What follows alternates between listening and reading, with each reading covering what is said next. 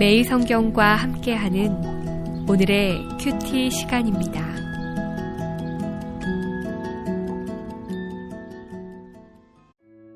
(8월 21일) 오늘의 말씀은 에스겔 24장 15절에서 27절입니다.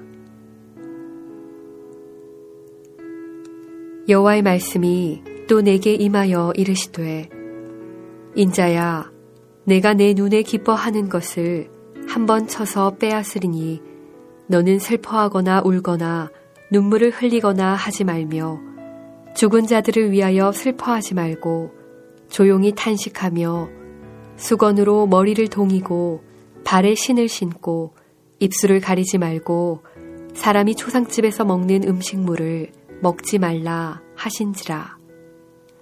내가 아침에 백성에게 말하였더니 저녁에 내 아내가 죽었으므로 아침에 내가 받은 명령대로 행하매 백성이 내게 이르되, 내가 행하는 이 일이 우리와 무슨 상관이 있는지 너는 우리에게 말하지 아니하겠느냐 하므로 내가 그들에게 대답하기를, 여호와의 말씀이 내게 임하여 이르시되, 너는 이스라엘 족속에게 이르기를, 주 여호와의 말씀에 내 성소는 너희 세력의 영광이요 너희 눈의 기쁨이요 너희 마음에 아낌이 되거니와 내가 더럽힐 것이며 너희의 버려둔 자녀를 갈에 엎드러지게 할지라.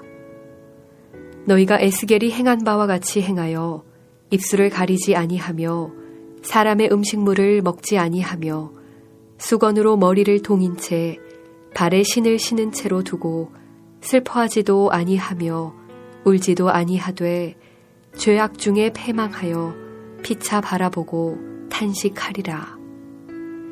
이같이 에스겔이 너희에게 표징이 되리니 그가 행한 대로 너희가 다 행할지라. 이 일이 이루어지면 내가 주 여호와인 줄을 너희가 알리라 하라 하셨느니라.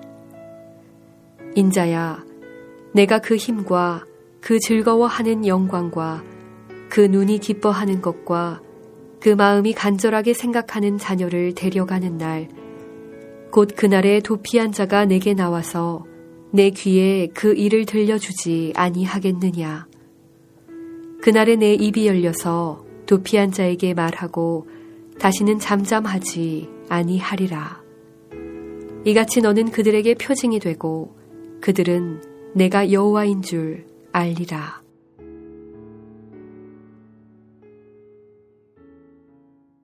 오늘은 에스겔의 첫 번째 대단원의 마지막 말씀입니다. 신실하게 사명을 묵묵히 감당해왔던 에스겔의 아내가 죽는 충격적인 내용입니다. 그것도 그 아내를 하나님이 죽이신다는 내용이고 심지어 애도도 못하게 하시는 것은 참 너무하다 싶습니다. 아내가 죽었는데도 애도를 행하지 않는 모습은 너무도 특이하게 여겨졌을 것입니다. 그리고 그제서야 사람들이 정말 중요한 질문을 던집니다. 19절입니다. 내가 행하는 이 일이 우리와 무슨 상관이 있는지 너는 우리에게 말하지 아니하겠느냐. 남의 일같이 여겨지지 않았기 때문에 비로소 자신과 무슨 상관이 있는지를 묻는 것이죠.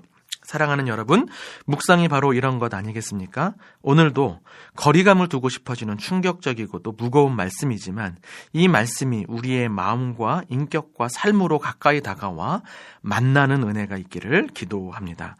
오늘 말씀은 크게 두 부분으로 이루어져 있습니다. 15절부터 24절까지는 아내의 죽음에 대한 이야기이고 이후 25절에서 27절까지는 에스겔의 입이 열리게 된다는 이야기입니다. 각 부분의 마지막 구절에 공통적으로 나오는 말씀은 이같이 에스겔이 표징이 된다는 것과 내가 주 여호와인 줄 알리라라는 내용입니다. 즉 에스겔의 삶이 하나님의 주권을 인정하게 하는 표징이 된다는 것이죠. 말씀을 먹으라 해서 먹었더니 그의 모든 인격과 삶이 그 자체로 말씀이 돼버렸습니다.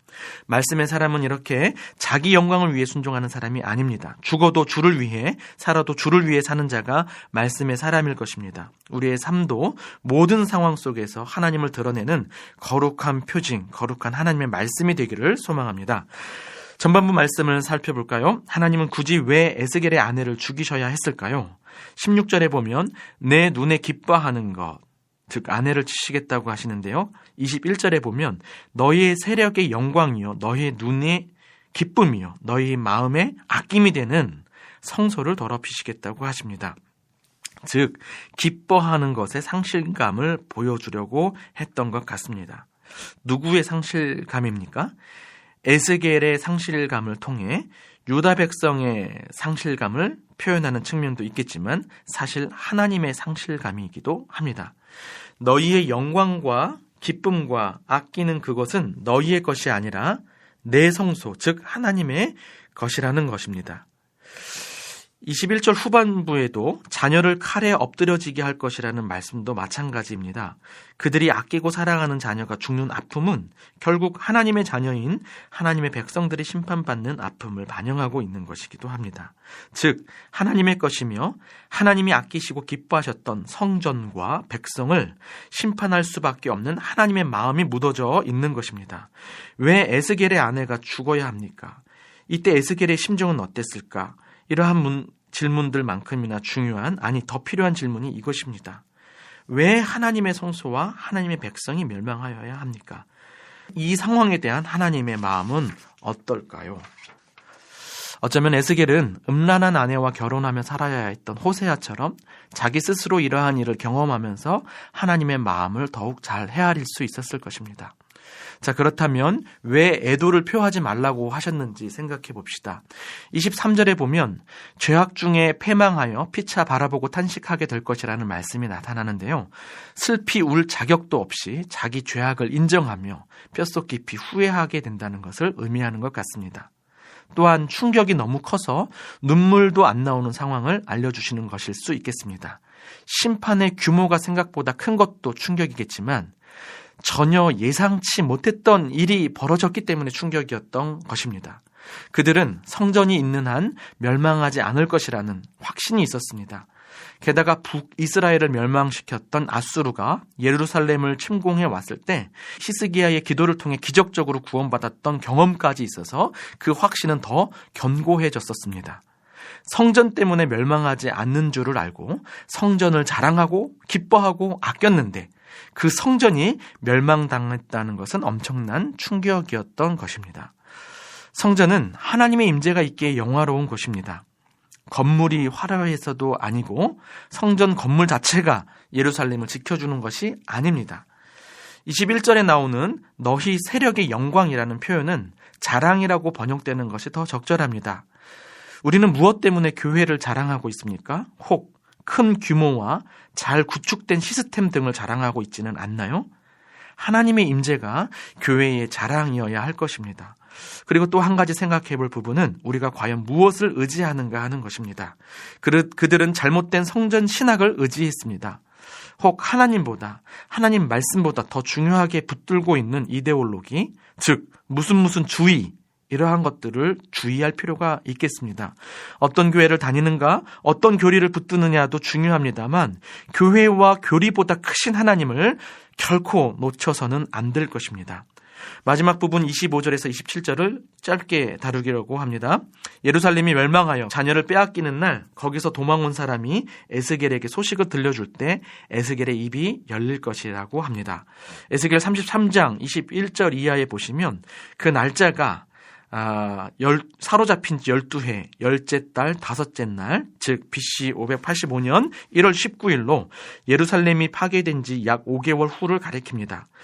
약 3년간 닫혀있던 에스겔의 입이 열리게 된다는 것은 우선 하나님의 말씀이 성취되었다는 사실을 알려주는 신호이자 새로운 소망이 시작되었다는 신호이기도 합니다.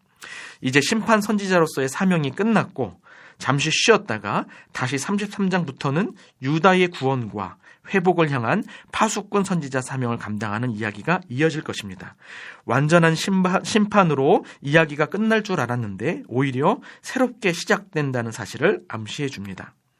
말씀을 맺기 전에 신약시대를 사는 우리가 기억해야 할 두 가지를 나누고 싶습니다. 하나님은 결국 친히 자기 독생자를 상실하셨다는 것입니다. 그에게 모든 심판과 저주를 다 쏟아부어 우리의 모든 죄값을 대신 치르도록 하시고 우리를 구원해 주셨다는 사실을 기억하며 감사해야 할 것입니다.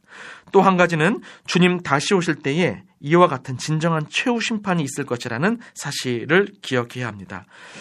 이를 기억하고 두렵고 떨림으로 구원을 이루어갈 뿐 아니라 더 많은 사람에게 복음을 전하는 우리가 되었으면 좋겠습니다. 기도하겠습니다. 하나님, 에스겔을 표징으로 삼아 하나님이 어떤 분이신지 알려주셔서 감사합니다. 심판 중에 스며있는 하나님의 상실감을 한 번 더 생각해 보게 됩니다. 그만큼 우리를 사랑하셨고 그래서 친히 독생자 예수를 상실하여 우리를 구원해 주신 것들을 감사합니다. 끝날 뻔한 우리의 인생에 새로운 시작을 주셔서 감사합니다. 끝까지 하나님만 자랑하고 끝까지 하나님만 의지하여 구원을 선포하고 이루어가는 우리 인생이 되도록 인도하옵소서. 진짜 하나님의 표징이신 예수님 이름으로 기도드립니다. 아멘.